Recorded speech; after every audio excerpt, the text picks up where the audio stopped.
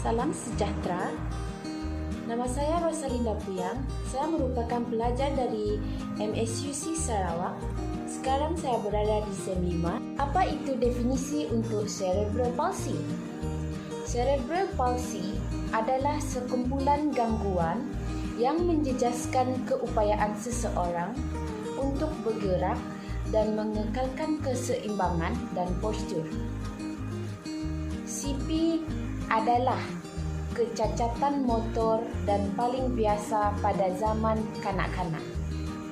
Cerebral bermaksud mempunyai kaitan dengan otak, manakala palsi bermaksud kelemahan atau masalah menggunakan Punca otot. utama cerebral palsy adalah kecederaan otak yang disebabkan oleh kekurangan oksigen ke otak sebelum, semasa atau sejurus selepas bersalin.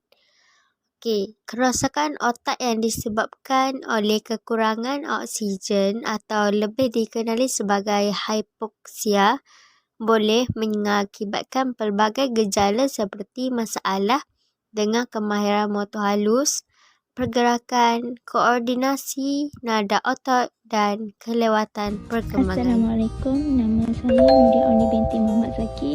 Saya dari MSU Terengganu, sekarang saya SEM 6. Hari ini saya akan berkongsi serba sedikit ciri-ciri cerebral palsy.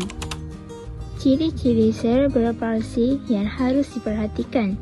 Yang pertama, kanak-kanak mengalami kelainan pada satu atau dua tungkai dan juga tangan. Yang kedua, adanya gerakan-gerakan yang tidak terkendali dan terarah yang diakibatkan kerosakan pada ganglia basali atau bahagian otak yang berfungsi untuk mengatur bahagian motorik. Seterusnya, terdapat gangguan keseimbangan yang diakibatkan kerosakan otot pada otak. Malah, kanak-kanak menyeret satu kaki atau lebih suka menggunakan satu lengan yang menunjukkan fungsi otot tidak seimbang. Kanak-kanak banyak berliur atau kesulitan menghisap, menelan atau berbicara. Seterusnya, bagaimana pula dengan sesi pengajaran dan pembelajaran bagi kanak-kanak cerebral palsy? Jika setiap ibu bapa prihatin bahawa anak usia sekolah mempunyai isu pergerakan yang boleh menjadi cerebral palsy, pastikan setiap ibu bapa mendapat penilaian secara mendalam menjelaskan pengalaman anak tersebut. Kebanyakan isu pergerakan fizikal boleh membawa kepada cabaran untuk kanak-kanak bergerak di sekeliling bilik darjah. Isu-isu berkaitan bahasa pula boleh membuat sukar untuk mereka menjawab soalan dan membaca dengan kuat. Selain itu, mereka juga mungkin mengalami kesukaran untuk berteman dan bersosial dengan rakan sekelas yang mungkin tidak memahami perbezaan anak yang mengalami cerebral palsy. Apakah antara langkah pertama yang dapat diambil? Yang pertama adalah mendapatkan diagnosis terperinci seawal bayi atau umur prasekolah. Ibu bapa dapat mengetahui tentang gejala cerebral palsy yang betul-betul dialami oleh anak mereka dan mengenal pasti apa yang anak mereka perjuangkan supaya dapat menegakkan keperluan anak mereka di sekolah.